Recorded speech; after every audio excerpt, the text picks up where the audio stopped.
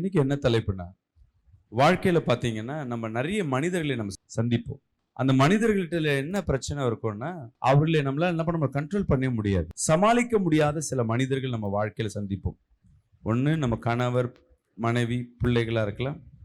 வேலை செய்யற இடத்துல அதிகாரம் படைத்தவர்களா இருக்கலாம். இல்ல அக்கம் பக்கத்துல ஏதோ ஒரு நபர் உங்க வாழ்க்கையை இடையூறுபடுத்திக் கொண்டே இருக்கலாம்.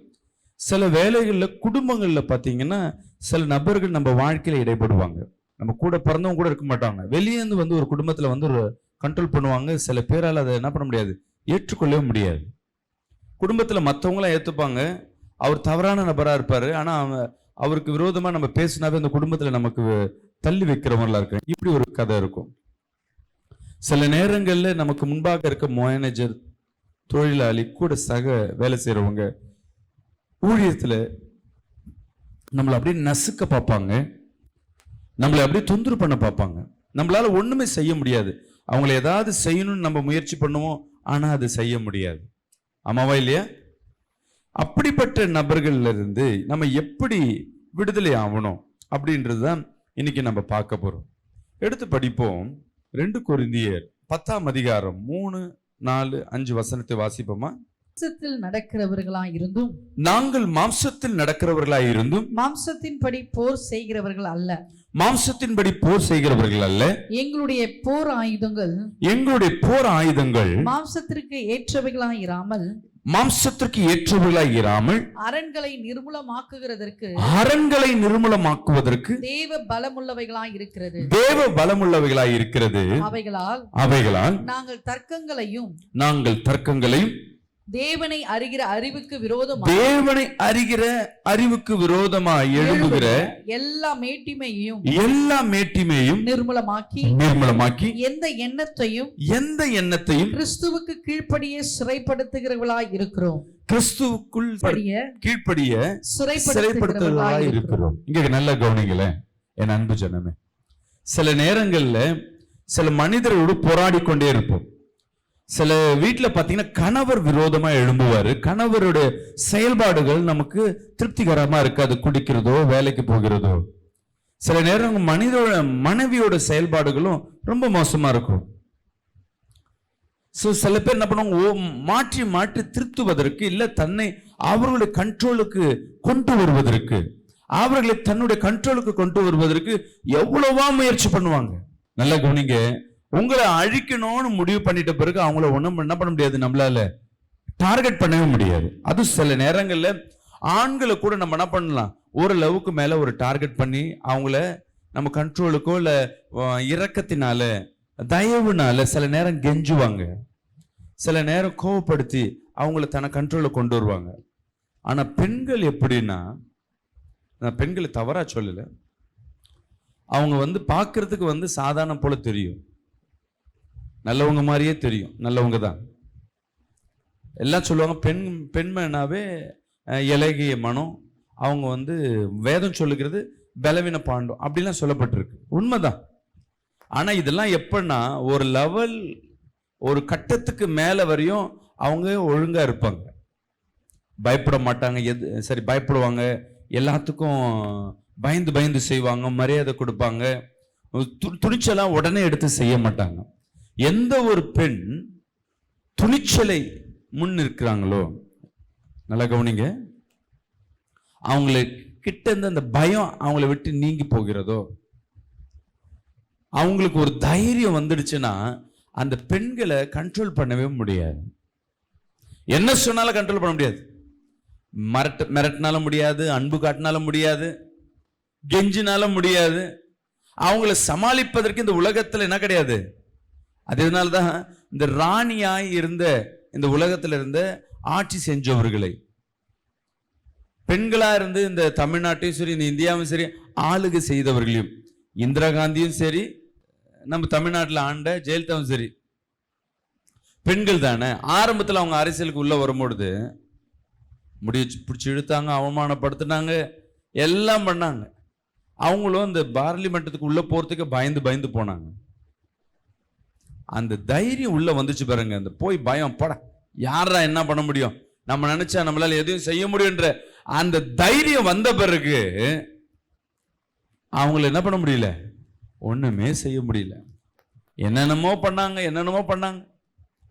கடைசியில் சில்பர் யூஸ் பண்ண கேஸை சம்மந்தமில்லாம ஒரு கேஸ் போட்டு அவங்க பண்ணாங்களோ பண்ணலையோ அது கடவுள் அறிவார். இந்திரா காந்தி கூட சுட்டு தான் என்ன பண்ணாங்க, காலி பண்ணாங்க. ஏன்னா அவங்க வந்தப்போ போட்ட சட்டங்கள் யாரால என்ன பண்ண முடியல, அவங்க முடிவு பண்ணிட்டா போதும், மாற்றவே முடியாது.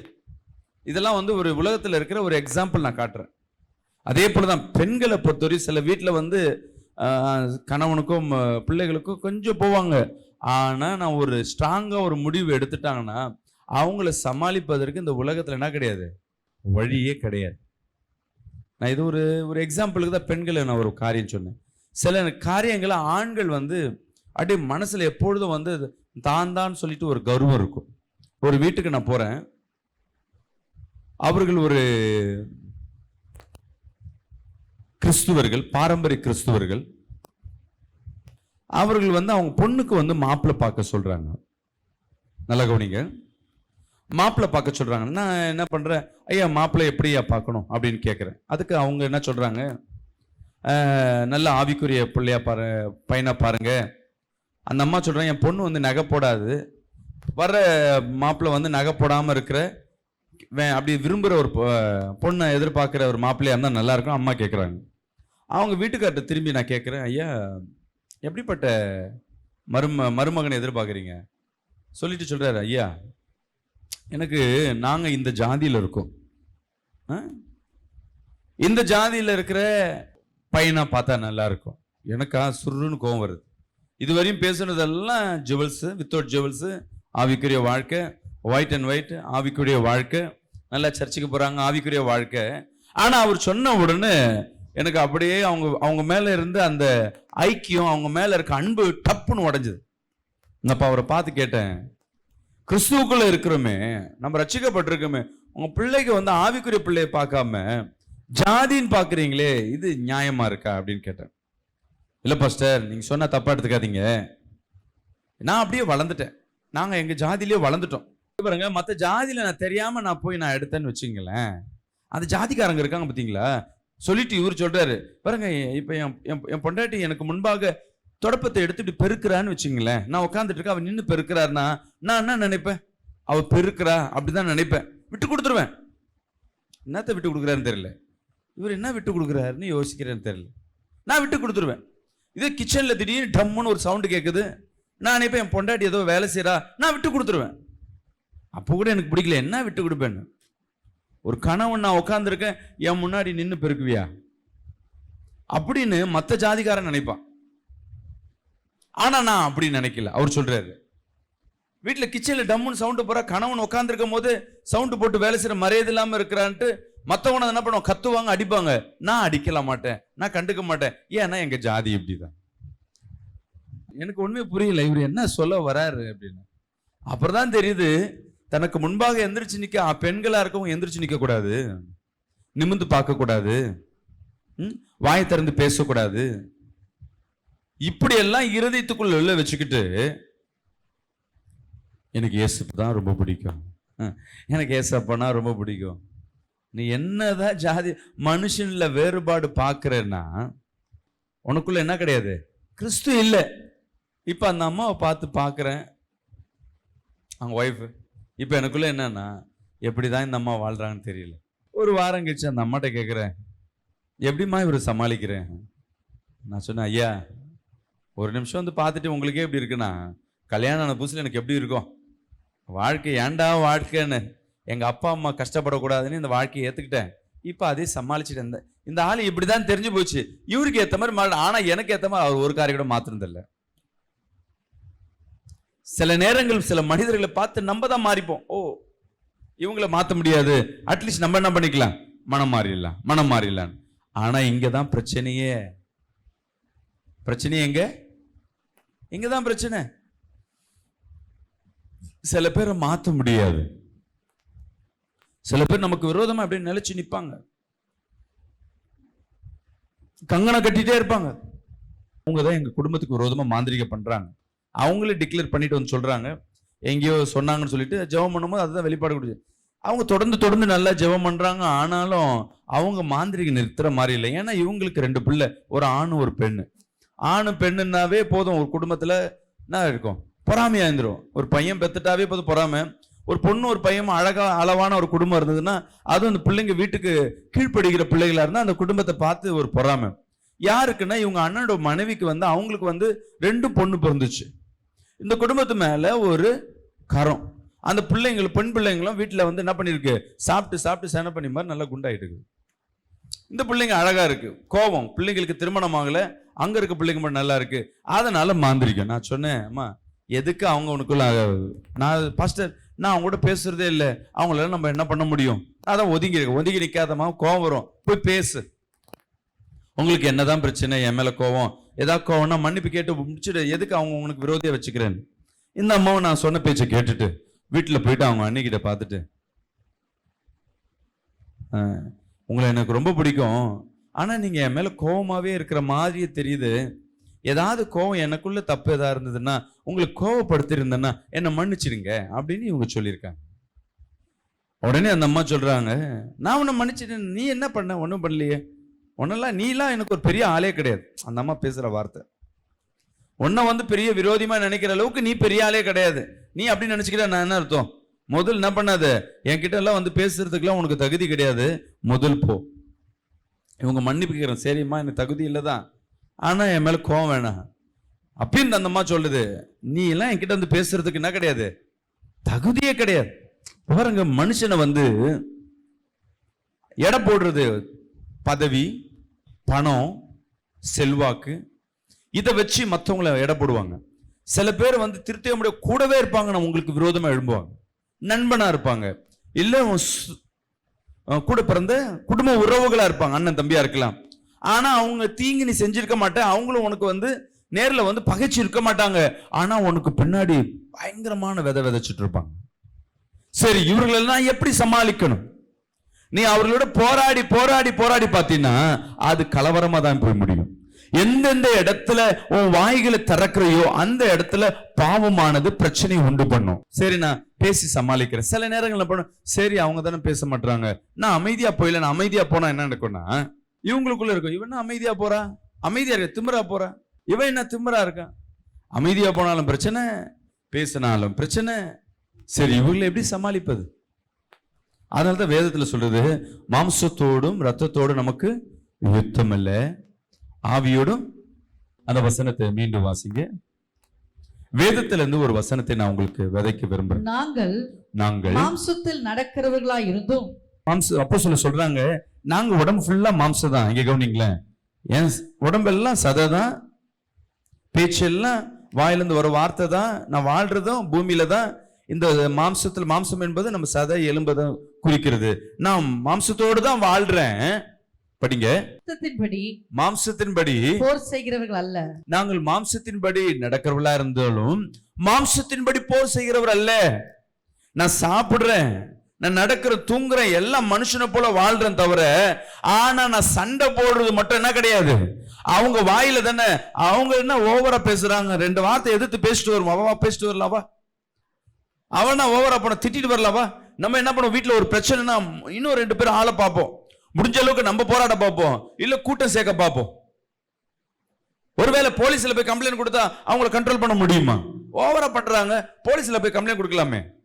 ஐயோ மாமியா, என் மருமக மாமனார் வீட்டுல ரொம்ப பிரச்சனை பண்றாங்க, போலீஸ்ல கம்ப்ளைண்ட் கூட எழுதி வாங்கலாமே. ஒரு ஊழியக்காரர் சொல்றாரு, ஒரு சர்ச்சில் ஒரு ஹஸ்பண்ட் ஒய்ஃப் ரொம்ப பிரச்சனை பண்ணிட்டே இருந்தாங்க, நான் தான் கல்யாணம் வச்சேன், அந்த பையன் வீட்டுல ஓவரா பண்ணாங்க, ஒன்னும் இல்ல ஒரு கம்ப்ளைண்ட் பண்ணேன், போலீஸ்காரன் கூப்பிட்டு 4 அடி அடிச்சு எழுதி வாங்கிட்டா, இப்ப பயந்து பயந்து குழந்தை குடும்பம் நடத்துறான். அடப்பாவி. ஒரு ஊழியக்காரர் சொல்றாரு, போலீஸ்னால கட்டாயப்படுத்தினால அன்பு வராதா? அந்த இடத்துல கொஞ்ச நாளுக்கு அப்புறமேரு என்ன பாஸ்டர் கூட சப்போர்ட்டுல ஆடுறியா, நீ சர்ச்சுக்கே போ, கொஞ்சம் அன்பு வந்து முதல் டார்கெட் எங்கன்னா நீ சர்ச்சுக்கே போகாது. நீங்க கர்த்தர் உங்களோடு பேசிக்கொண்டிருக்கிறார். நம்ம மாம்சத்தோடு பிறந்தவளா இருந்தாலும் நம்ம சண்டை போடுறது, வாழ்றது மாம்சத்தோடு இல்ல, தேவ ஆவியோடு. விசுவாசிக்கிறாமே சொல்லுவேன். அல்லேலூயா.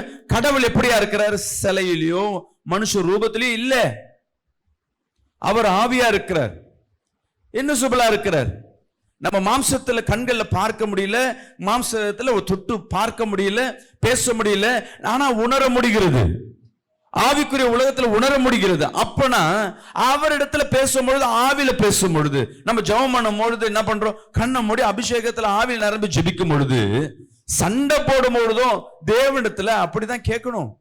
ஆண்டவரே, அவர்கள் எனக்கு யுத்தமா எழும்புறாங்க, நான் போலீஸையோ மனுஷனையோ என் ஆவியை நான் பார்க்க போறதில்ல, நீங்க எனக்கு முன்பாக பேசுங்க. சொல்லுங்களேன், வாயை திறந்து, ஆண்டவரே நான் மாம்சத்தோடு பிறந்த இந்த வசனத்தை சொல்லுங்க. 2 கொரிந்தியர் 10ஆம் அதிகாரம் 3ஆம் வசனத்தின்படி, நான் மாம்சத்துல பிறந்தாலும் நான் மாம்சத்துல யுத்தம் பண்ண போறதில்ல. நீங்க நினைப்பீங்க, என்னை பத்தி தப்பா நினைக்கிறாங்களே, நான் போய் பேசட்டுமா, நான் சண்டை போடட்டுமா, ஐயோ என்னை பத்தி எனக்கு விரோதமா இப்படி எழும்புறாங்களே, என் குடும்பத்துக்கு விரோதமா இப்படி எழும்புறாங்களே, நான் சண்டை போடட்டுமா? கர்த்தர் சொல்லுகிற, நீ மாம்சத்தோடு சண்டை போடாத, உன் விண்ணப்பத்தை என் கிட்ட கொடு, நான் அவர்கள் இருதயத்தை மாற்ற. சண்டை போடும்போது ஒரு வேலை பயந்துட்டு கம்முன்னு இருந்திருப்பாங்க. நீ நினைப்ப பயந்துட்டு எப்போ சான்ஸ் கிடைக்கும் உன்னை திரும்பிய கால வாரலாம், மீண்டும் உனக்கு விரோதமா எழும்பலான்னு. அநேக இடங்கள்ல வேலை ஸ்தலத்துல நிறைய இந்த பிரச்சனை இருக்கும், தொழில நிறைய இருக்கும், தைரியமா எழும்புவாங்க. சில நேரங்களை கொடுத்த காசை கேட்க போனா உனக்கு விரோதமா எழும்பி நிற்பார்கள். வேலை ஸ்தலத்துல இன்னும் மோசமா இருக்கும், கூட இருக்கிறவங்களே உனக்கு விரோதமா எழும்புவாங்க. எப்படா சான்ஸ் கிடைக்க கலகம் பண்ணலாம். நீங்க எத்தனை பேர்கிட்ட போய் நீங்க நல்லவங்க இல்ல இவங்க செய்யற தவறு நீங்க சொல்லிக் கொடுக்க முடியும்? அவர்கள் மாம்சத்துல போராடுறாங்களா, உங்களோடு கர்த்தர் இருக்கிற. நீங்க ஆவியில போராடும் பொழுது தேவன் உங்களுக்காய் யுத்தம் செய்கிற தேவனா இருக்கிறார். சொல்லுங்க, இன்னைக்கு தீர்மானம் எடுங்க, இனி நான் வாயிலையும் என் செயல்பாடுகள்லயும் நான் யுத்தம் பண்ண போறதில்ல, நான் போராட போறதில்ல, ஆவியானவர் எனக்காக யுத்தம் பண்ணுவார். சொல்லுங்களேன், நான் ஆவியில யுத்தம் பண்ண போறேன். சொல்லுங்க, நீ போராடு. எங்க போராடு? எப்படில சண்டை போடுனா ஆவியில சண்டை போடு. அது எப்படி ஆவியில சண்டை போடு? யோசிச்சு பாருங்க. உன் சொந்த குடும்பமே வசனம் சொல்லுது, சத்துரு யாரும் உன் சொந்த குடும்பம் தான். ஆமாவா இல்லையா? உன் சொந்த குடும்பம் இல்ல சொந்தம், உன் நண்பர்கள் இன்னைக்கு எதிரியா நின்று உனக்கு விரோதமா மாறிட்டாங்க. எல்லாருக்கும் இருக்கிற கஷ்டம் பாத்தீங்கன்னா, உனக்கு எதிரின்னு பாத்தீங்கன்னா உன் சொந்த பந்தம் தான், உன் கூட பிறந்தவங்க தான், நீ பழகணவன் தான். இன்னைக்கு எதிர்ப்பா இருக்கிறவங்க, நீ தூக்கி வளர்த்தவங்க எதிர்ப்பா இருப்பாங்க, இல்ல நீ வளர்த்தவங்க எதிர்ப்பா இருப்பாங்க, இல்ல உன்னை நேசிச்சவங்க இன்னைக்கு எதிர்ப்பாங்க. ஏன் அவங்க எல்லாம் உனக்கு எதிர்ப்பா இருக்கிறாங்க? இதுதான் பிசாசின் திட்டம். அவங்க இத்தனை நாள் மாம்சத்துல நீ பழகுவ, ஆவியில அங்க என்ன பண்ணிட்டு இருப்பாங்க? கட்டு போடப்பட்டிருக்கும். பிசாசானவங்க இருதயத்துல ஆவியை கட்டுப்பட்டிருக்கும். இதற்கு முன்பாக நீ செய்த உதவியெல்லாம் தெரியாது, கடைசியா நடந்த இன்சிடென்ட் மூலமாக அவங்க ஜென்ம விரோதியா மாறி நிற்பாங்க. சரி, எதனால மாறி இருக்காங்க? சத்துரு அவர்களை என்ன பண்ணி கொண்டு வச்சிருக்கிறான்? இருதயத்தை மாத்திட்டான். அப்போ சத்துரு மாத்திரவன நீ இவங்க கிட்ட போய் சண்டை போட்டீங்கன்னா, நல்ல கணவன் மனைவி நல்லா நேசிச்சிருப்பாங்க, லவ் பண்ணி தான் கல்யாணம் பண்ணியிருப்பாங்க, திடீர்னு சண்டை போட்டு டைவர்ஸ் வரையும் போறதுக்கு காரணம் என்ன? எதனால கணவனை பார்த்து மனைவிக்கு பிடிக்கல, மனைவியை பார்த்து கணவனுக்கு பிடிக்கல? இல்ல எதனால பிள்ளையை பார்த்து தாய்க்கு பிடிக்கல, தாயை பார்த்து பிள்ளைக்கு பிடிக்கல? எதனால ஃப்ரெண்டை பார்த்துட்டு நல்ல ஸ்நேகிதர் ரொம்ப ஐக்கியமா இருந்த நண்பனையும் தோழனையும் பார்த்து எதுக்கு ஐக்கியம் போது? யாரோ ஒருத்தர் வந்து இவங்க இருதயத்தை மாத்திட்டாங்க இல்லவா? அப்ப மாத்தின நம்ம என்ன பண்றோம்? அம்புகளை கிட்டதான் சண்டை போடுறாரு, அம்பு எய்தவனை விட்டுட்டோம். அம்பு ஏது நம்ம எப்படியா இருக்கிறான்? இன்னும் சுபலா இருக்கிறான், ஆவியின் உலகத்துல இருக்கிறான். அப்ப ஆவியோடு தான் உங்களுக்கு போராட்டம் தவிர நீ போராடணும். போராடாம எல்லா பாரத்தையும் தூக்கிட்டு போய் ஏசப்பா நீங்க பாத்துக்க, நீ ஆவியில போராடணும். வசனம் தான் சொல்லுது, மாம்சத்தோடு பிறந்தால நான் மாம்சத்தோடு தான் யுத்தம் பண்ண மாட்டேன். வசனம் சொல்லுது, மீண்டும் படிங்க. நாங்கள் மாம்சத்தில் நடக்கிறவர்களா இருந்தும் மாம்சத்தின் படி போர் செய்கிறது அல்ல. அப்ப எதுல போர் செய்யறாங்களா? 4 படிங்க. எங்களுடைய போர் ஆயுதங்கள் மாம்சத்திற்கு ஏற்றவைகளாய் இருக்கும். உங்களுடைய போர் ஆயுதங்கள் மாம்சத்துக்கு ஏற்றவர்களா அல்ல, அரண்களை நிர்மூலமாக்குகிற பெரிய பெரிய அரண்களை நிர்மூலமாக்குகிற தேவ பலம் உள்ளதா. அது என்னங்க தேவ பலம்? பெரிய பெரிய கதவுகளையும் பெரிய பெரிய கோட்டைகளையும் உடைக்கிற தேவ பலம் இருக்காமே. எரிக்கோ செவரு எப்படி உடைஞ்சது? ஒரு கோட்டையின் எரிக்கோ செவரு எப்படி 16 அடி அகலமா? அகலம் அவ்வளவு 16 அடி அகலம். ஹைட்டு பார்த்தீங்கன்னா குறைஞ்சது 100-150 அடி ஹைட்டு. எப்படி உடைஞ்சது? வெறும் ஜபத்தினால 7 நாள் தொடர்ந்து ஜெபிக்கிற ஆராதனையில அந்த கோட்டைகள் உடைந்தது. பார்வோன் பெரிய ராஜா, நல்லா கவனிங்க, 400 ஆண்டுகளா இஸ்ரவேல் ஜனங்களை அடிமைப்படுத்தி வாழ்ந்தவன், எனக்கு எல்லாம் அடிமையா வச்சிருந்தவன். திடீர்னு வந்து மோசேன்ற ஒரு ஆள் வந்து அவங்கள ரிலீஸ் பண்ணுனா ரிலீஸ் பண்ணுவானா? தேவன் சொல்லுகிறார், போய் அவனை போய் ரிலீஸ் பண்ணுப்பா. இவன் போய் மிரட்டினானா? எப்பா அவ்வளவுதான், உன்னை ஒன்றுல ஆக்கிடுவேன், நான் நினைச்சேன்னா அவ்வளவுதான், உன் தலையை சீவிடுவேன், அப்படியே தான் பேசினானா? இவனோடு தேவன் இருக்கிறாரா? இவங்க பேசுறது சார்வாசாதி ஜனங்களை விட்டுடு, இல்லைன்னா கடவுள் வேற மாதிரி பண்ணுவார். மறைமுகமான தாக்குதல். அவன் இருதை கல்லா இருக்கு. 400 வருடங்களா சில குடும்பங்கள்ல சில கணவரோ மனைவியோ சில நபர்கள் வந்து கல்லு போல இருப்பாங்க, மாறவே மாறாது. ஐயோ இவங்க ரட்சிக்கப்படணும், இவங்க ரட்சிக்கப்படணும். ஜபம் ஃபுல்லாவே நீ எப்பப்பா ரட்சிக்கப்படுவ? நீ அவனை கேட்டீன்னா ரட்சிக்கப்பட மாட்டான். இவன் எப்ப சர்ச்சைக்கு வருவான், இவன் எப்ப மனம் மாறுவான். சில பேர் சபைக்கு உள்ள வந்து மனமாற்றம் இருக்காது. அவங்களுக்கோ போராடி கொண்டே இருப்பீங்க. ஜபம் பண்றவங்க நல்லா இருப்பாங்க, ஜபம் பண்ணி முடிச்ச பிறகு அவ்வளவுதான் அரகண்டு மாதிரி இருப்பாங்க. அவர்களை மனம் மாற்ற மாம்சத்தோடு அல்ல, ஆவியில யுத்தம் பண்ண ஆரம்பிக்கணும். அரண்களை ஆதரத்தக்கதாக நீ ஜெபிக்க ஜெபிக்க யாராவது உனக்கு விரோதமா எழும்புறாங்களா, நீ போராடினா, மாம்சத்துல போராடினா வேற ஒரு விளைவுகளை அனுப்ப. வசனம் சொல்லுதுமா, நீ எதை விதைக்கிறாயோ. அப்போ ஒருத்தவங்க தப்பு நமக்கு செய்யும் போது அவங்களுக்கு நம்ம தீங்கு செய்யணும், அதன் வினை கண்டிப்பா ஒரு நாள் உண்டு, மாற்றமே இல்லை. அவங்கள மன்னிக்கவோ அவங்கள விட்டுட்டு அப்படியே விடவோ நம்ம இருதயத்துல முடியாது. ஏன்னா நம்ம சுபாவம், நம்ம பெற்றோர் சுபாவம், நம்முடைய முன்னோர்கள் சுபாவம் பழி வாங்கணும், இல்ல எப்படியாவது ஏதாவது பண்ணணும். நம்ம இருதயம் என்னதான் கிறிஸ்துவை வணங்கினாலும் அவங்களை ஏதாவது பண்ணணும்னு தோணும். இந்த டைம் தான் நீ ஆவிக்குரிய பிள்ளைகளா இருக்கிறன்னா நல்லா போய் உன் முழங்கால் போட்டு உன் ஜப அறையில உட்கார்ந்து நல்லா துதிக்க ஆரம்பிங்க. பார்வோன் இருதயம் மாறல, ஒரு முறை 2 முறை என்ன சொன்னாலும் மாறல.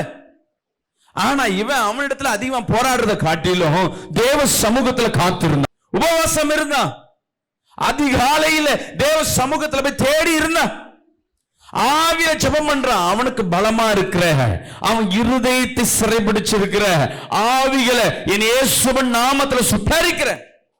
எப்படி ஜெபிக்கிறீங்க?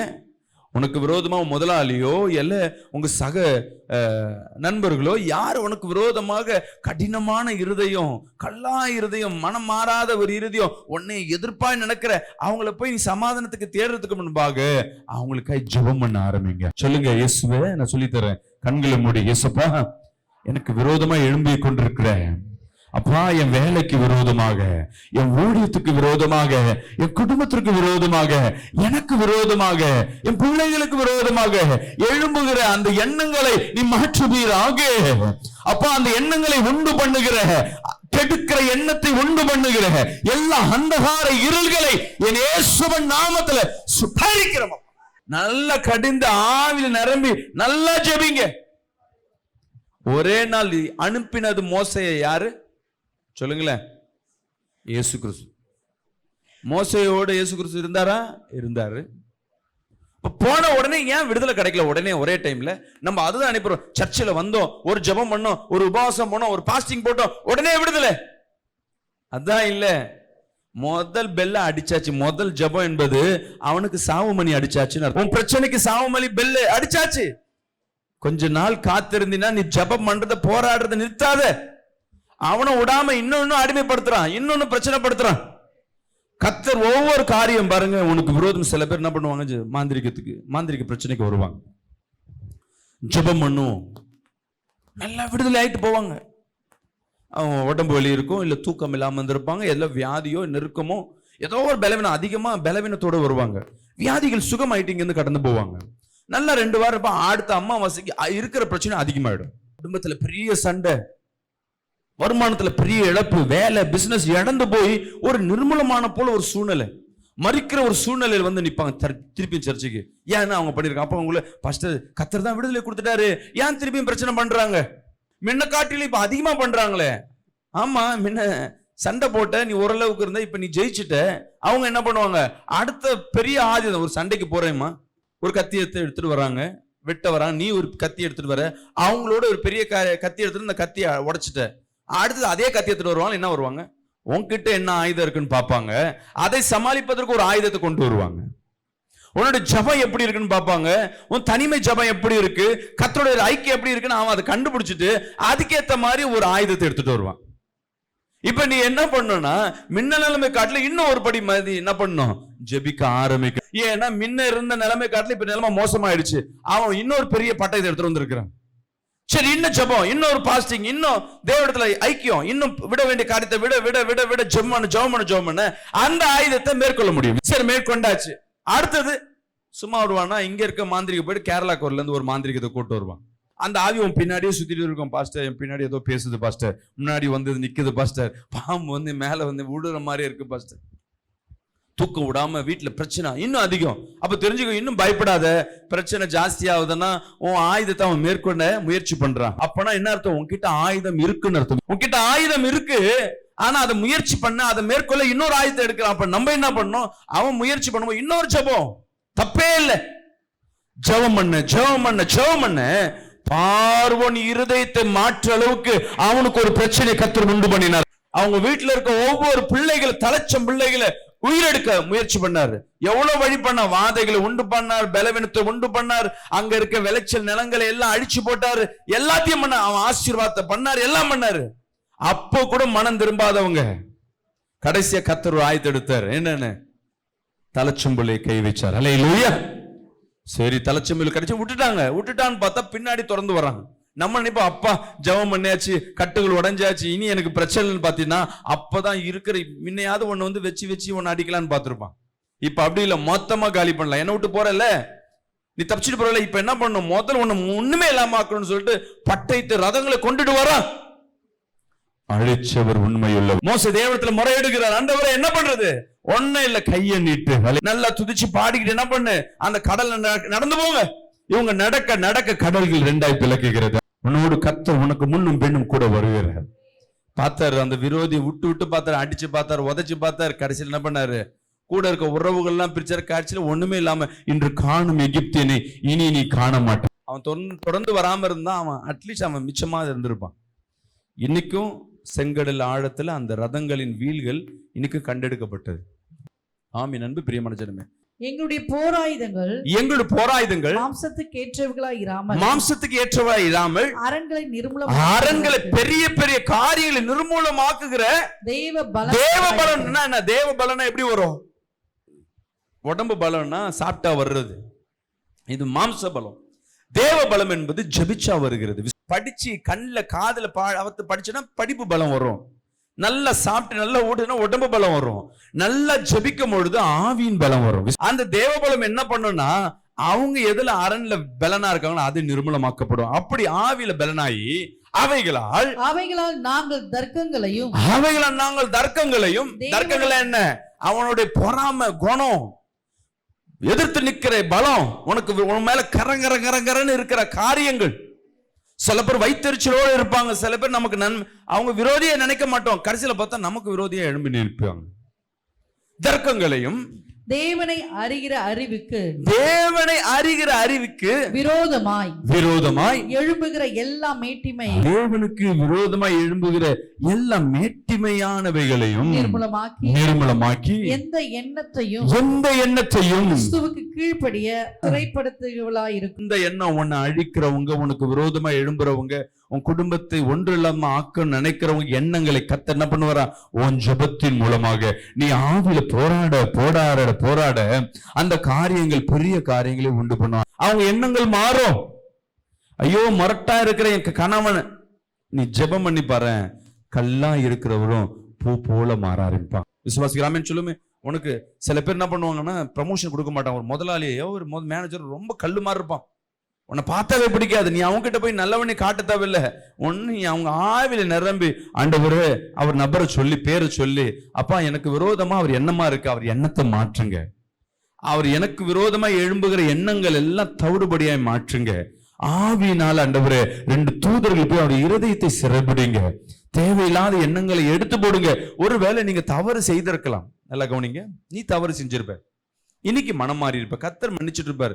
ஆனா உன் எதிராளிகளோ உன் உறவுகளோ உன் தவறுகளை மன்னிக்காதபடி அவங்க நினைவுகளே இருக்கும். உன்னை பார்த்தா கோபமா இருக்குன்னா காரணம் அந்த பாவமோ தவறு அவங்களுக்கு முன்பா பெருசா தெரியும். அதை நம்ம மாத்த முடியுமா? சொன்னாலாம் மாறாது. சரிங்கன்னுவாங்க. நீ ஜெபம் பண்ண அவங்க இருதயத்தில் இருக்க அந்த நினைவே கர்த்தர் எடுத்து போடுவார். உன் மேல இருக்க கசப்பு, உன் மேல இருக்க குறைவுகளை தேவன் அழிச்சிட்டு அவருக்கு உண்டான சில நேரம் போராட்டங்கள். யோனா தேவனுடைய சத்தத்தை செவி கொடுக்காம பின்வாங்க. அந்த கப்பல்ல போன உடனே அந்த கப்பல்ல தேவையில்லாத பிரச்சனைகள் வருகிறது. இப்ப பிரச்சனை யாரு? இவங்க என்ன பண்றாங்க? யாரும் செக் பண்ண இருக்கிற பொருள் எல்லாம் தூக்கி போட்டாங்க கப்பல்ல இருந்து. ஒரு வசனத்தை படிப்போமா? யோனா புஸ்தகம் எடுத்துக்கொள்ளுங்க. 1ஆம் அதிகாரம் 3, 4, 5, 3 வசனத்தை வாசிப்போமா? அப்பொழுது யோனா கர்த்தருடைய சமூகத்தினின்று விலகி தர்ஷீசுக்கு ஓடி போகும்படி எழுந்து யோப்பாவுக்கு போய் தர்ஷீசுக்கு போகிற ஒரு கப்பலை கண்டு கூலி கொடுத்து நான் கர்த்தருடைய சமூகத்தினின்று விலகும்படி அவர்களோடு தர்ஷீசுக்கு போக கப்பல் ஏறினான். இவன் கர்த்தருடைய சமூகத்தை விட்டு விலகி ஓடும்படியாக ஒரு கப்பல்ல ஏறுறான். இவன் பிரச்சனை யார் பண்றா? யோனா பண்றான். கப்பல்ல இருந்த ஆட்கள் நல்லா கவனிங்க. சில வீட்டில் ஒருத்தர் தவறு செய்வாங்க, குடும்பமே பாதிக்கப்படும். ஆவிக்குரிய பிள்ளை தவறு செய்யும், குடும்பமே பாதிக்கப்படும். சில கணவர் தவறு செய்வாங்க, குடும்பமே பாதிக்கப்படும். கணவன் சரியில்லைன்னா அந்த குடும்பம் பாதிக்கப்படும், மனைவி சரியில்லை அந்த குடும்பம் பாதிக்கப்படும். இப்ப தண்டனை யாருக்கு கிடைக்கும் சொல்லுங்க? மொத்தமா படிக்கும். அப்பா சரியில்லை, வேலைக்கு சரியா போகாம வேலை போயிடுச்சுன்னா யார் கஷ்டப்படுவா? மனைவி கஷ்டப்படும், பிள்ளை கஷ்டப்படும், மொத்த பேர் கஷ்டப்படுவாங்க. அம்மா சரியில்லாம ஹோட்டல்ல சமையல் ஆக்கணும், யார் கஷ்டப்படுவா? மொத்த குடும்பமும் கஷ்டப்படும்.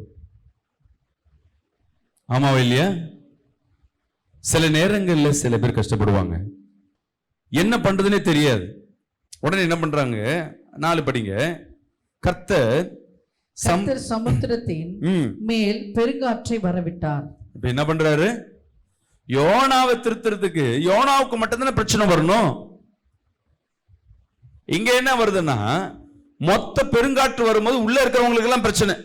அதனால் கடலிலே கப்பல் உடையும் என்று நினைக்கத்தக்க கொந்தளிப்பு உண்டாயிற்று. கப்பலை உடைக்கிற அளவுக்கு இவனுக்கு கர்த்தர் விருப்பாயிடுச்சு. நான் எங்க போ சொன்னா இவன் எங்க போறான்? தீர்க்கதரிசியாச்சு, தேவனோட ரொம்ப நாள் இருந்தவனாச்சு. தேவன் அவனை அடிக்கிறதுக்கு என்ன பண்றான்? அவனை கப்பலை உடைக்கணும், கப்பல்ல கூட இருக்கவங்கள பலியாகிறாங்க. இங்க அடுத்தது 5. அப்பொழுது கப்பற்காரர் பயந்து அவனவன் தன் தேவனை நோக்கி வேண்டுதல் செய்து அவன் கடவுள் தேர்ந்த ஆண்டவரே என்ன காப்பாத்து காப்பாத்து காப்பாத்து காப்பாத்து ஜெபம் பண்றான். பாரத்தை லேசாக்கும்படி கப்பலில் இருந்த சரக்குகளை சமுத்திரத்தில் எறிந்து விட்டார்கள். வெயிட் இருந்தா கப்பல் சீக்கிரம் கவுந்துட்டு என்ன பண்றாங்க? கப்பல்ல இருக்கிற சரக்குகள், உணவுகள், பொருட்கள் வணிகம் பண்ணதான் போயிருப்பான். அந்த வணிகம் பண்றதெல்லாம் உயிர் தப்பிச்சா போதுன்னு சொல்லிட்டு இருக்கிற பொருள்லாம் தூக்கி கீழே போடுறாங்க. யோனாவோ வென்றால் கப்பலின் கீழ்த்தட்டில் இறங்கி போய் படுத்துக்கொண்டு அயர்ந்த நித்திரை பண்ணினான். அவன் நல்லா படுத்துக்கொண்டு, நீங்க என்ன வேணா பண்ணீங்கப்பா, தெரிஞ்சு போச்சு இந்த பிரச்சனைக்கு காரணம் யாருன்னு தெரிஞ்சு போச்சு, நான் தான் தெரிஞ்சு போச்சு, என்னாலதான் இந்த பிரச்சனை தெரிஞ்சு போச்சு. அவன் என்ன பண்ணிட்டான்? இதை நான் திருப்பியும் போக முடியாது, ஏன்னா கப்பல்ல வந்து உட்காந்தாச்சு, அழகா போய் கீழே போய் பத்துட்டான். அப்பொழுது மாலுமே அவனிடத்தில் வந்து, நீ நித்திரை பண்ணுகிறது என்ன? நீ நித்திரை பண்ணுகிறது என்ன? எழுந்திருந்து உன் தேவனை நோக்கி வேண்டிக்கொள். எழுந்திருந்து உன் தேவனை நோக்கி வேண்டிக்கொள். அழிந்து போகாதபடிக்கு சுவாமி ஒருவேளை தம்மை நினைத்தருளுவார் என்றான். நீ சும்மா இருக்காதப்பா, வேண்டிக்கொள் என்றான். இவனுக்கு தெரியும் அவங்க கடவுள் அவர்கிட்ட பேசல, இவரு கடவுள் இவர்கிட்ட பேசியிருக்காரு. பிரச்சனைக்கு காரணம் இவன் தான் தெரிஞ்சு போச்சு. நீ என்ன ஜெபம் பண்ணாலும் முடியாதுன்னு. அடுத்த காரியம், அவர்கள் யார் நிமித்தம் இந்த ஆபத்து நமக்கு நேரிட்டது என்று நாம் அறியும்படிக்கு சீட்டு போடுவோம். என்ன பண்றாங்க? இந்த பிரச்சனை யாரால வருது? ஏதோ ஒரு பிரச்சனை பாருங்க, நல்லா தெரிஞ்சுக்குங்க. யாரோ ஒரு கப்பல் ஓட்டுறவங்க பெரிய என்ன கிடையாது, தேவனுக்கு பிரியமான ஆளு கிடையாது. சாதாரண ஒரு விசுவாசி, சாதாரண ஒரு ஆள். அவங்க கடவுளை வேண்டாங்க, அவங்க சொந்த கடவுளை வேண்டாங்க. ஆனா பிரச்சனை வரும்பொழுது, இயற்கைக்கு ஒரு பிரச்சனை வரும்பொழுது அவங்க யோசிக்கிற காரியம், இங்க இருக்கிற யாரால இந்த பிரச்சனை வருது? இங்க நம்ம அதை தான் யோசிக்க மாட்டோம். இங்க பிரச்சனை எங்க வருது? ஒரு பிரச்சனை வந்தாவே என்ன நினைப்போம்? நான் முதல்ல காரியம் என்ன காரியம் செய்யலாம், என்ன பண்ணலாம், யார் மேல பழி போடலாம், இப்படிதான் நம்ம நினைப்போம். குடும்பத்துல முதல் தெரிஞ்சுக்கங்க, உங்க குடும்பத்துல ஒரு பிரச்சனை, திடீர்னு வேலை இல்லாம போகுது, வருமானம் இல்லாம போகுது, குடும்பத்துல ஏதோ ஒரு சூழ்நிலை நெருக்கம் வருதுன்னா முதலாவது யோசிங்க, வேற ஏதோ ஒரு பிரச்சனை யார் மூலமா ஏதோ ஒரு ஒண்ணு நம்மளால வந்திருக்கு. முதல் நம்ம யோசிக்கணும், இந்த குடும்பத்துல எதனால பிரச்சனை, எதற்கு இது மாதிரி இறங்குது. முதல் நீங்க ஒப்பு வரணும், நான் எதை தப்பு பண்ணியிருக்கேன்னா. ஒருவேளை இந்த பிரச்சனைக்கு எனக்கு சம்பந்தம் இல்லைன்னா அடுத்தது வெளியே இருக்கிற ஆளு இல்ல, வில்லுக்குள்ள இருக்கிற ஆளுகள் யார் இருக்கு சம்பந்தம்? கணவன், மனைவி, பிள்ளைங்க. சில பேர் குடும்பங்கள்ல, வீடுகள்ல பிள்ளைகள் மூலமா தீட்டுகள் உள்ள வரும். சேரக்கூடாத நண்பர்கள் மூலமா சேர்ந்து, சில பொருட்கள் மூலமா, சில பழக்கத்தின் மூலமாக அந்த தீட்டுகள் தேவ பிள்ளைகளோட வீட்டை வந்து தீட்டுப்படுத்தும், ஆசீர்வாதத்தை கெடுக்கும். அதே போலதான் கணவன் மனைவி உறவுகள், யாராவது ஒரு தவறு செஞ்சா அது பாதிக்கப்படுறது, முழு குடும்பமும் பாதிக்கப்படும். அந்த பேழையை உடையத்தக்கதாக பிரச்சனை. இப்ப உடனே படிங்க அடுத்த வசனத்தை. அப்பொழுது யார் நிமித்தம் இந்த ஆபத்து நமக்கு நேரிட்டது என்று நாம் அறியும்படிக்கு சீட்டு போடுவோம் வாருங்கள் என்று ஒருவரோடு ஒருவர் சொல்லிக்கொண்டு சீட்டு போட்டார்கள். யோனாவின் பேருக்கு சீட்டு. இதுல யாருன்னா புதுசா ஒரு ஆள் வந்திருக்கான் பாரு, அவன் பேர் தான் வந்திருக்கு, யோனான்னு பேர் வந்துருச்சு. அப்பொழுது அவர்கள் அவர்களை நோக்கி யார் நிமித்தம் இந்த ஆபத்து நமக்கு நேரிட்டது என்று நீ எங்களுக்கு சொல்ல வேண்டும். இங்க பிரச்சனை என்னன்னா, இவன் தான் குற்றவாளின்னு சீட்டு போட்டது தெரிஞ்சு போயிடுச்சு. தெரிஞ்சு போடுனே அவன்கிட்ட வந்து கேட்க முடியல, ஏன்னா அவன் ஒரு தேவ மனுஷன். இவன் மேல எப்படி பழி போடுதுன்னு அவனை எங்களுக்கு பார்த்து கேட்கறாங்க நைஸா, அப்பா யார் மேலப்பா பிரச்சனை? நம்ம குடும்பத்துல கேட்போம் பாத்தியா, எவனோ ஒருத்தன் பிரச்சனை பண்ணிருப்பான். இதே மாதிரி இவன்ட்டு யோனாவை பார்த்து கேட்கறான். யோனா உடனே சொல்றான், இதுக்கு பிரச்சனைக்கு காரணமே நான் தான்ப்பா. படிங்க. இன்னைக்கு யாரும் இங்க ஒத்துக்க போறது இல்லை, எந்த ஒரு காரியத்தை நம்ம ஒத்துக்க. ஆனா ஒரு தீர்க்கதரிசி பாருங்க, தெரிஞ்சு போச்சு. படிமா. நீ எங்களுக்கு சொல்ல வேண்டும், உன் தொழில் என்ன, நீ எங்க இருந்து வருகிறாய், உன் தேசம் இது, நீ என்ன ஜாதியான் என்று கேட்டார்கள். அவனை பத்தி விசாரிக்கிறாங்க. அவன் நான் எபிரேயன், சமுத்திரத்தையும் பூமியையும் உண்டாக்கின பரலோகத்தின் தேவனாகிய கர்த்தர். அவன் கடவுள் எப்படி சொல்றான் பாருங்க, இந்த சமுத்திரத்தையும் பூமியும் உண்டாக்கின. ஏன்னா இத்தனை நாள் வணங்க கப்பல்ல இருக்கவங்க வணங்கி இருப்பாங்க எனக்கு தெரிஞ்சு. கடவுள் மழை வருதா, அப்பா மழை கொடுக்குற கடவுளே, கடவுளை மழையை வந்து கடவுளை ஆக்கிட்டு நீ என்ன பண்ணு, எங்களுக்கு இறங்குங்க. கடலை வந்து கடவுளை ஆக்கிட்டு கடவுளை என் உயிரை காப்பாத்துன்னு சொல்லி கடவுளை கேட்டிருப்பாங்க. அதற்கு அவன் சொல்றான் பாருங்க, இந்த சமுத்திரத்தையும் மழையும் உண்டு பண்ணிக்கிறது தான் என் கடவுள்.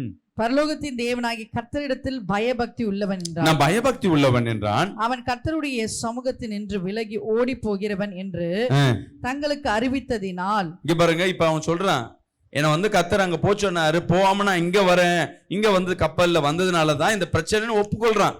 இதை கேட்ட உடனே அவர்கள், அந்த மனுஷர் மிகவும் பயந்து அவனை நோக்கி நீ ஏன் இதை செய்தாய் என்றார். ஏன்பா கடவுள் அவ்வளவு பெரிய கடவுள், உங்க கடவுளை குறிச்சு அவ்வளவு சொல்ற, உன் கடவுள் எங்க போக சொன்னா நீ ஏன் இங்க வந்து எங்களை கஷ்டப்படுத்துற? பின்னும் சமுத்திரம் அதிகமாய் கொந்தளித்து சொல்ல இன்னும் கடல் கொந்தளிக்க சொல்றதுல உண்மை தெரியுது. எம்பா நீ ஏதாவது ஒரு முடிவு பண்ணு. அதற்கு அவர்கள் அவனை நோக்கி சமுத்திரம் நமக்கு அமரும்படி நாங்கள் உனக்கு என்ன செய்ய வேண்டும் என்று கேட்டார்கள். இந்த அமர்வு நான் என்ன பண்ணும்பா? அதற்கு அவன், நீங்கள் என்னை எடுத்து சமுத்திரத்திலே. இவங்க கேக்குறாங்க, உன் பண்ண பிரச்சனைக்கு நாங்க என்ன பண்றது, நான் என்ன பண்ண கேட்டு. அதுக்கு சொல்ல, நீ முதல் நான் தானே பிரச்சனை, என்ன தூக்கி முதல் போடுவேன். அப்பொழுது சமுத்திரம் உங்களுக்கு அமர்ந்திருக்கும். சொன்னபடியே இவனை தூக்கி போயிட்டு என்ன பண்றாங்க, கடல்ல போடுறது பயப்படுறான். ஏன்னா அவன் தேவ பிள்ளையாச்சு. கடவுள் சொல்லி வந்து இவ்வளவு தூரம் நடக்கும் போது அவனை தூக்கி போட்டு நம்ம அந்த பாவத்துல இது பண்ணணுமா? இந்த பெரிய கொந்தளிப்பு உங்கள் மேல் வந்தது என்பதை தான் நான் அறிவேன். என்னாலதான் இந்த பிரச்சனை. அந்த மனுஷர் கரை சேரும்படி வேகமாய் தண்டு வலித்தார்கள். ஆனாலும் சமுத்திரம் வெகு மும்முரமாய் கொந்தளித்து அவங்க வேற முயற்சி, அவனை தூக்கி போடாம வேற ஏதோ ட்ரை பண்றாங்க, முடியல. அவர்களால் கூடாமற் போயிற்று. அப்பொழுது அவர்கள் கர்த்தரை நோக்கி கூப்பிட்டு கர்த்தாவே, மனுஷனுடைய ஜீவ நிமித்தம் எங்களை அழித்து போடாதையும், எங்களை மேல அழித்து போடாதீங்க, குற்றமில்லாத இரத்தப்பழி எங்கள் மேல் சுமத்தாதையும், இவன் மேல இருக்க இரத்தப்பழி என் மேல வரக்கூடாது. தேவரீர் கர்த்தர் உமக்கு சுத்தமாய் இருக்கிறபடி செய்கிறீர் என்று சொல்லி. இங்க கவனிங்க, ஜெபம் பண்ண ஒரு சின்ன ஒரு காரியம் பண்ணா கூட யுத்தம் பண்ணணும். இந்த பிரச்சனைக்கு காரணம், புயலுக்கும் மழைக்கும் காரணம் பிரச்சனை என்ன, இந்த நபர் கண்டுபிடிக்கணும். இப்ப ஆவில அவங்க என்ன பண்ற, ஜெபம் பண்ணி சீட்டு போட்டு பார்க்கும்போது தெரியுது பிரச்சனைக்கு காரணம் இது. ஆனா நம்ம என்ன பண்ணோம், ஏற்கப்பா இந்த டைம்ல ஏன் கப்பலை எடுத்த, கப்பல்ல போய் இந்த டைம் இது எடுத்துட்டு வராம போயிட்டு, இந்த போராட்டம் தான் அந்த டைம் ஓடி இருக்கும். ஆனா அந்த டைம் யோசிக்கிறாங்க, யாரால பிரச்சனை? நான் ஏதாவது சில நேரம் தொழிலுக்கு போறவங்க நினைச்சு கவனிச்சீங்கன்னா சுத்தபத்தமா போவோம்னு சொல்லுவாங்க. வியாபாரத்தை குளிச்சுட்டு வாப்பா, ஏன்னா அந்த தொழில்ன்றது தேவன் கொடுக்கிற ஆசீர்வாதம். அந்த ஆசீர்வாதத்துல திடீர்னு இன்னைக்கு இழப்புகள் ஏதோ நடக்குதுன்னா, ஏதோ ஒரு திட்டு ஆயிருக்கு, அவனுக்கு கேட்கிறான். கேட்ட உடனே தீர்க்கதரிசி சொல்ற, அந்த பிரச்சனைக்கு காரணம் நான் தான். இப்ப இவனை தூக்கி போடுறது சரியா போயிடும். ஆனா இவங்களுக்கு தூக்கி போட பயம், ஏன்னா தேவனோட பிள்ளையாச்சு. அவன் சொல்லிட்டான் ஒரு தீர்க்கதரிசியை தூக்கி போட்டா இந்த ரத்தப்பழி தேவையில்லாம என் மேல வருமா? அவங்க ஜெபம் பண்றாங்க. இன்னைக்கு உன் போராட்டங்கள், சில போராட்டங்கள் உன் வீட்டுல யாரோ ஒருத்தர் நபர் மூலமா இருக்கலாம், உன் குடும்பத்துல நெருக்க இருக்கலாம். நல்ல ஜெபம் பண்ணு, முழங்கால் போட்டு தேவனிடத்துல ஜெபம் பண்ணுங்க. அவங்க இடத்துல போய் நீ என்ன பண்ணிட்டு இருக்காதீங்க, போராடாதீங்க. நல்ல முழங்கால் போட்டு ஜெபம் பண்ணு. கர்த்தர் உனக்கா யுத்தம் பண்ணு, கர்த்தர் யுத்தம் பண்ணுவார். நீ அவங்க கிட்ட போய் மனுஷனை போய் மாத்துங்க கேட்கறதுக்கு முழங்கால் போட்டு ஒரு பாஸ்டிங் போடுங்க, ஒரு உபவாசத்தை எடுங்க, முழங்கால் போட்டு ஜெபம் பண்ணுங்க. நீ ஜெபம் பண்ண தேவன் பரத்திலிருந்து ஒரு உதவியை தர அவர் ஆயத்தமா இருக்க. இல்லாதவைகள் என் தேவன் இருக்கிறபோல் பண்ணுகிற தேவன், உங்களுக்கா யுத்தத்தை செய்கிற தேவன். நீ மனுஷனிடத்தில் போராடாதபடி உன் கணவனுக்கா பிள்ளை, சில குடும்பத்துல பாத்தீங்கன்னா பிள்ளைங்க பண்ற அலும்பு இருக்கு, ரொம்ப மோசமா இருக்கும். வேலைக்கு போவாது, சரியா படிக்காது, படிச்சு வந்தாலும் பெற்றோர் என்ன பண்ணது மதிக்காது. அம்மா மட்டும் நேசிப்பாங்க. ஏன் அம்மானா, அம்மாவுக்கு வந்து தன் வயிற்றுல இருந்து பிறந்ததுனால அந்த பிள்ளைய திட்டுறதுக்கு மனது இருக்காது, கொஞ்சுவாங்க. ஐயோ நம்ம கோவப்பட்டா பிள்ளை ஏதாவது பண்ணிக்கிச்சுன்னா, அப்பாவும் கோவப்படுற நானும் கோவப்படுறேன். இதனால என்ன பண்ணுவாங்க, அது வீட்டுல 2 பேருக்கு சண்டை வந்துட்டே இருக்கும், கணவன் மனைவி. பிள்ளை என்ன பண்ணணும்னா, அம்மா சிநேகிக்குதுன்னா அம்மா கிட்ட மட்டும் எல்லாம் சொல்லும், அப்பா கண்டிஷன் பண்றதுன்னு போகாது. சில குடும்பங்கள் அப்பா கண்டிஷன் பண்ணுவாரு, அம்மா கிட்ட சரி அம்மா கண்டிஷன் பண்ணுவாங்க, அப்பா கண்டிஷன் பண்ண மாட்டாரு. அப்பா மேல ஒரு ஐக்கியம் இருக்கும். இங்க இதுதான் பிரச்சனை இருக்கும். சரி இவங்களை எப்படி மாத்துறது, இவங்க எப்படி மாத்துறது? நீ அவங்களுக்கு என்ன பனிஷ்மெண்ட் கொடுத்தாலும் சரி, அந்த பிரச்சனை கடல் அலைகள் மாறாது. என்ன தூக்கி போட்டாலும் சரி, கடல் அலைகள் மாறாது. பிரச்சனைக்கு உண்டான ஆளை தூக்கி போட்டாதான். உன் பிரச்சனை எங்க இருக்குன்னு முதல்ல ஆவில கண்டுபிடிங்க. யாரு பிரச்சனைன்றது முதலாவது கண்டுபிடிங்க. என் குடும்பத்துல ஏன் கஷ்டம் வருது, என் பிள்ளைகளை ஏன் சீரழிறாங்க, எனக்கு ஏன் இந்த பிரச்சனை, ஏன் வருமான குலைச்சல்? உங்க வாழ்க்கை என்ன பண்ணுங்க, அப்படியே ஜலிச்சு போடுங்க. பிரச்சனை எனக்கிட்ட இருந்தா ஆரம்பிக்குதா, என் குடும்பத்துக்கு, இல்ல மத்தவங்க கிட்ட தான் வருதா? அதை கண்டுபிடிச்சு அதை ஆவில நிரம்பி நல்லா கடிஞ்சு சில நேரம் சில நபர்கள் உனக்கு விரோதமா வருவாங்க. சில நபர்கள் எங்க இருந்து பிரச்சனை தெரியாது, யாருன்னே தெரியாது, நமக்கு விரோதமா நிறைய பேர் எழும்பி நிற்பார்கள். அவர்கள் ஒவ்வொரு இடத்துல நீ போராட தேவையில்லை. ஆமென். அன்பு பிரியமான ஜனமே, நான் என் லைஃப்ல நிறைய பார்த்திருக்கிறேன். ஊழியத்துல வந்து ஊழியத்துக்கு விரோதமா எழும்பி கெடுக்க வந்தவர்கள் 3-4 மாசத்துக்கு முன்னாடி ஊழியத்தை கெடுக்கும்படியா நிறைய காரியம் செஞ்சாங்க. அது ஒரு நபர் 2 நபர் இல்ல, ஒரு 4-5 பேர் இல்ல. யார் எதிர்ப்புன்னு கண்டுபிடிக்க முடியல.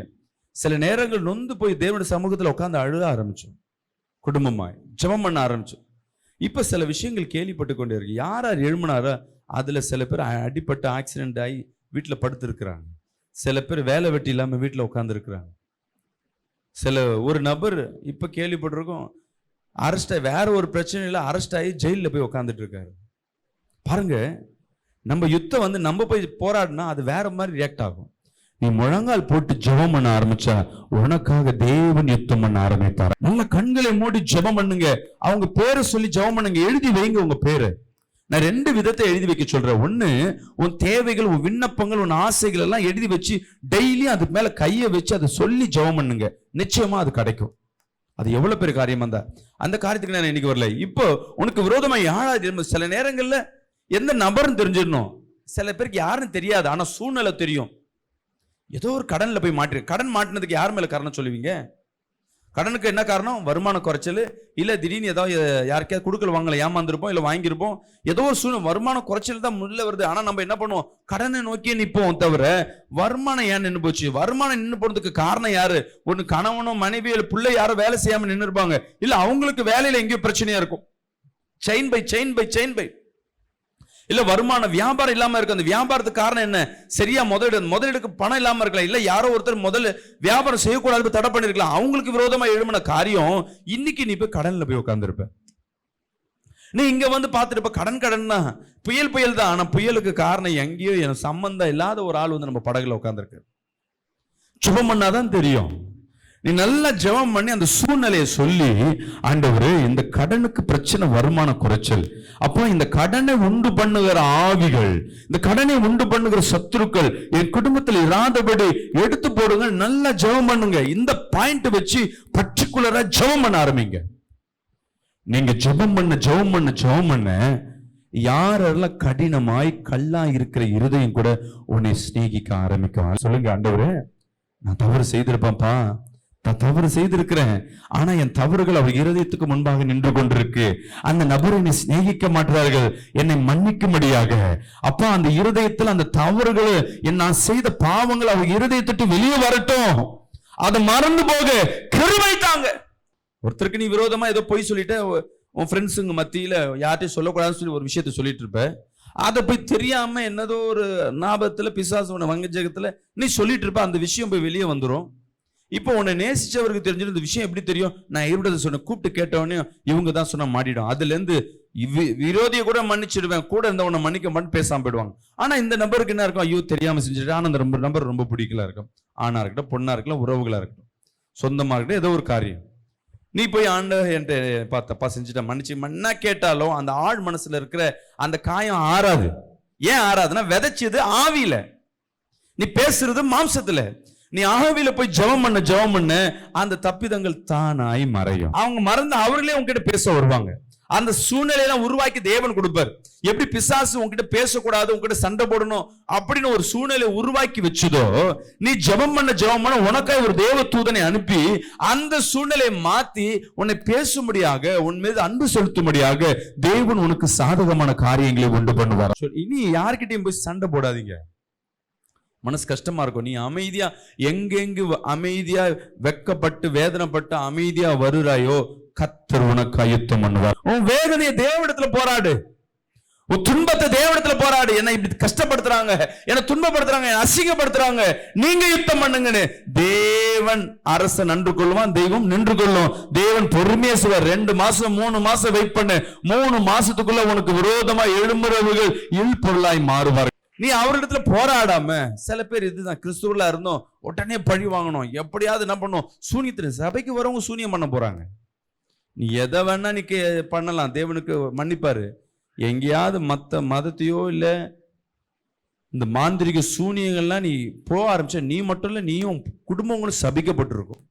ஒருவேளை நீங்க இதுக்கு முன்னாடி அதை மாதிரி செய்திருக்கிற ஆளா இருப்பீங்கன்னா, தெரியாம கத்துட்டு மன்னிப்பு கேளுங்க. ஏன்னா எந்த விதைக்கும் எதிர்வனை உண்டு, நீ செய்ததுக்கு பலன் உண்டு. அது பொறுமையா கூட பின்னாடி கூட அடிக்கலாம். ஒருவேளை ஏற்கனவே அடிச்சு அதோட ரிப்பீட் ஆயிருக்கலாம். ஆண்டவரே என்ன மன்னிங்க, நான் தெரியாம அந்த பொண்ணுகிட்ட காசு கொடுத்துட்டேன், தெரியாம அந்த அம்மா கிட்ட காசு கொடுத்து இதை பண்ணிட்டேன், இவங்ககிட்ட சும்மா தான் சொன்னேன், இவங்க செய்வாங்கன்னு தெரியாது.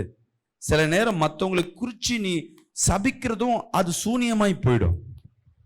சூனியம் போய் நீ பண்ண தேவையில்லை. ஒருத்தர் குறிச்சு தவறா நினைச்சு கொண்டு அவங்க மேல கசப்போடு இருக்க உன் கூட இருக்கிற பேட் ஸ்பிரிட், அசுத்த ஆவிகள் அந்த வார்த்தை தனக்கென்று கட்டளையா எடுத்துக்கொண்டு உனக்கு நீ சொன்ன மாதிரி மாந்திரிகம் பண்ண போயிடும். அது அவங்க குடும்பம் கெட்டுறதுக்கு காரணமே நீயே தான் இருக்கும்.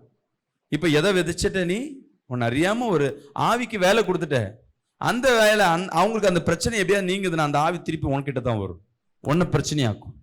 நீ எதை விதைச்சோ அது ரெட்டிப்பா உனக்கு வரும். அதனால கிறிஸ்துவ பிள்ளைகள் ஜாக்கிரதையா இருக்கு. எல்லாம் பாரத்தையும் வருத்தப்பட்டு பாரம் சுமக்கிறவர்களே என்னிடத்துல வாருங்க, நான் இளைப்பாறுதல் தரேன்னு சொல்றாரு. நீ யுத்தம் பண்ணு சொல்ல, நீ என்கிட்ட வா, என்கிட்ட கொடு, நான் உன் பிரச்சனையை உன் பிரச்சனை தானே தீரணும், நான் செய்கிறேன். நிறைய விசுவாசிகளுக்கு கர்த்தர் அற்புதத்தை செய்திருக்கிறார். இந்த நாள் உங்களுக்கும் இன்னைக்கு கர்த்தர் அற்புதம் செய்வார். அப்படியே எழுந்த இடத்துல முழங்காலிட்டு, அப்பா எனக்கா யுத்தம். உங்களுக்கு ஒவ்வொருத்தருக்கும் ஒவ்வொரு நபர்கள் உங்களுக்கு விரோதமா இருக்கலாம். இன்னைக்கு நீங்க ஜெபம் பண்ணும் பொழுது தேவ மகிமை உங்க மத்தியில் இறங்குவதை பார்க்க முடியும். உங்களுடைய வல்லமை இறங்கட்டும் அப்பா. உங்களுக்கு விரோதமா யாரெல்லாம் எழுப்பி இருக்கிறார்களோ அவர்கள் பேரை சொல்லுங்க. இயேசுவேன்னு சொல்லி ஒப்பு கொடுங்க. இயேசுவேன்னு சொல்லி ஒப்பு கொடுங்க. இயேசுவேன்னு சொல்லி ஒப்பு கொடுங்க. இயேசுவேன்னு சொல்லி ஒப்பு கொடுங்க. இயேசுவேன்னு சொல்லி ஒப்பு கொடுங்க. இயேசுவேன்னு சொல்லி ஒப்பு கொடுங்க. ராபியா ஷத்தடா ஹங்கரா யாதடா தடபா ஓரா ஷத்லியா ஹந்தடா கியரம்ப ஹந்தடா ஷத்லூதடபா. தேவ மகிமை இறங்கும்படியே ஜெபிக்கிறோம் அப்பா. தேவ வல்லமை இறங்கும்படியே ஜெபிக்கிறோம் அப்பா. இயேசுவே வல்லமை இறங்கும்படியே ஜெபிக்கிறோம். யாரெல்லாம் ஆண்டவரே எங்களுக்கு விரோதமாய் எழும்புகிறார்களோ, எங்களை குறித்து கசப்புகளாய் இருக்கிறார்களோ, கடின இருதயத்தோடு இருக்கிறார்களோ, கடின உள்ளத்தோடு இருக்கிறார்களோ, கல்லான இருதயத்தில் இருக்கிறார்களோ, அவர்கள் இருதயத்தெல்லாம் மாற்றுவீராக. அவர்கள் இருதயங்களை மாற்றுவீராக. இன்னைக்கு யாரெல்லாம் நேரில் பார்த்து கொண்டு எங்களோடு கூட சேர்ந்து ஜெபித்துக் கொண்டிருக்கிறார்களோ அவர்கள் ஜெபத்திற்கு பதில் கொடுப்பீராக. இந்த வேலையில உங்களுடைய வல்லமை இறங்கும்படியாக, உங்களுடைய மகிமை இறங்கும்படியாக நல்ல ஜெபம் பண்ணுங்க. அவன் இருதயத்தை என் தேவன் மாற்றுகிறார். ஆவியில் யுத்தம் பண்ணுங்க, ஆவியில் யுத்தம் பண்ணுங்க. அரண்களை ஜெயிக்கத்தக்கதாக வல்லமை பெற்றுக் கொள்ளுங்க. தேவ வல்லமை பொழுது இறங்கிக் கொண்டிருக்கு. மாம்சமான யாவர் மேலும் என் ஆவியை ஊற்றுவேன் சொன்ன தேவன். ஜெபிங்க ஜெபிங்க ஜெபிங்க ஜெபிங்க. ஓ ரம்யா தடா ஹந்தடா கியராஷதலா தடபா. ஓ மகிமை மகிமை மகிமை மகிமை. நல்ல ஜெபம் பண்ணுங்க. எங்களை குறித்து கசப்பா இருக்கிற அந்த எண்ணங்களை மாற்றி போடுங்க அப்பா. எங்களை குறித்து தவறாய் நினைத்திருக்கிற எண்ணங்களை மாற்றி போடுவீராக. அப்பா, பொறாமையா இருக்கிற எண்ணங்களை மாற்றி போடுவீராக. எங்கள் மீது ஆண்டவரே நினைவு இருக்கிற அந்த நினைவுகளை மாற்றி போடுங்க. அவருடைய சூழ்நிலை மாற்றி போடுவீராக. இப்பொழுது வல்லமை இறங்கும்படியாக, இப்பொழுது மகிமை இறங்கும்படியாக ஒவ்வொருத்தர் மத்தியிலே தேவ வல்லமை இறங்கட்டும் அப்பா. ஓ ரியா ஷத்ரு ரம ஹந்தடயாதடாக்கதடாதடபா. ஓ ரம ஹப ஹப ஹப ஹப ஹப ஹப. Glory to Jesus. ஜெபிங்க. யாரா இருந்தாலும் சரி, தொடர்ந்து ஒரு 7 நாள் உங்க ஜெபத்துல வைத்து பாருங்க. அவர்கள் மனம் மாறுவதை பார்க்க முடியும். அவர்கள் உங்களுக்கு சாதகமாய் வருவதை பார்க்க முடியும். ஆவில யுத்தம் பண்ணுங்க. எனக்கு விரோதமா இந்த நபர் என் கணவரை தொடுங்கப்பா, என் பிள்ளையை தொடுங்க, என் மனைவியை தொடுங்க, என் உறவுகளை தொடுங்க. இந்த நபர்கள் எனக்கு விரோதமா எழும்புறாங்கப்பா, அவர்களை சிறைபிடிப்பீராக. ஒரு தேவ தூதர் எங்களுக்காய் அவர்கள் கடந்து போகட்டும் அப்பா. அவர் இருதயங்களை மாற்றுவீராக. இயேசுவின் நாமத்தில் ஜெபிக்கிற நல்ல பிதாவே, ஆமென்.